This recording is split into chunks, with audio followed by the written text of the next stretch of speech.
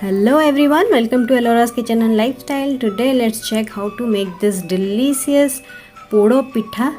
So this is a traditional delicacy of Odisha and we make it in the festival called Raja, and it's very tasty.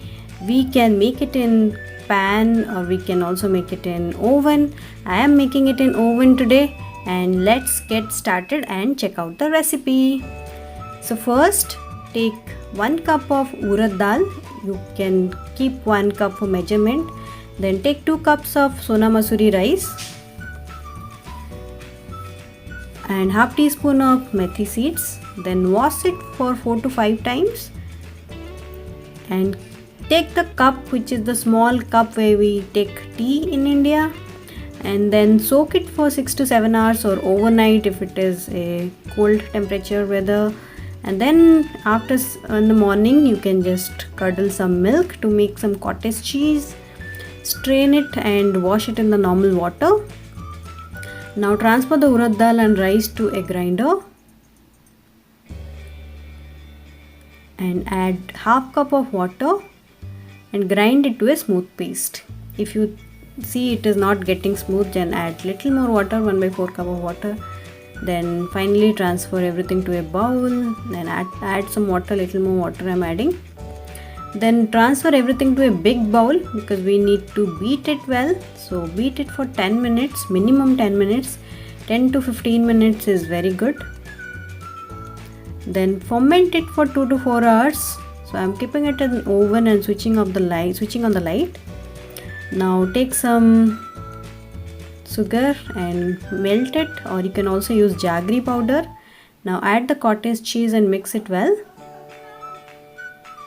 So I do not have the jaggery powder, that's when I'm using this one. Then add some shredded coconut, which is optional, 1/4 cup. Then cook till the entire water evaporates from the cottage cheese. Now our batter is fermented well, so remove it and then mix it once in hand.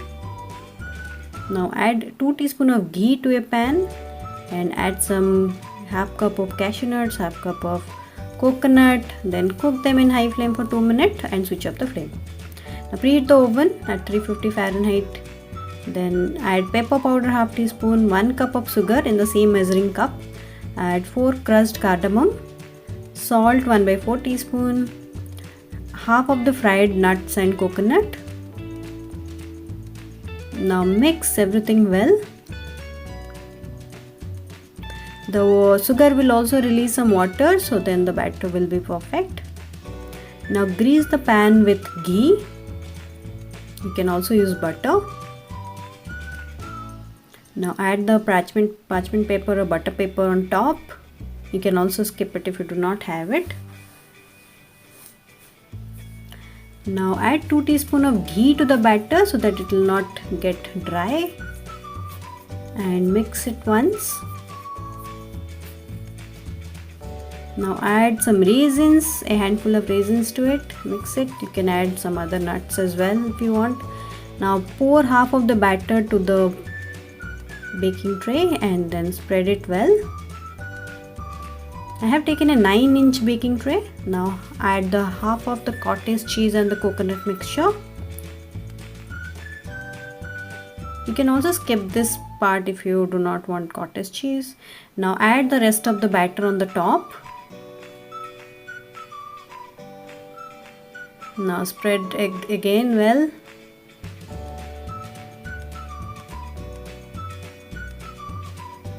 Add the rest of the cottage cheese and the coconut mixture on top.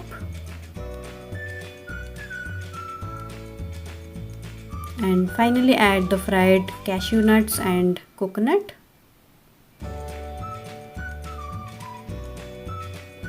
Now tap it well and bake it for 1 hour exactly at 350 Fahrenheit. After 1 hour, let it cool down for 30 minutes. Now scrape up the sides.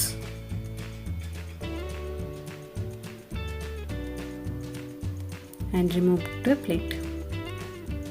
So look how delicious it look like. And now let's go and cut it. Looks really yummy. I'm trying it for the first time, but it really came out well. It looks like a cake and tastes like a cake. Even more delicious because it has cottage cheese, it has nuts. So many things are there. That's when it tastes really awesome. So I am going to enjoy my poda pitha now. Do definitely try out this recipe and let me know your comment in the feedback section. So thank you everyone for watching. Have a very nice day.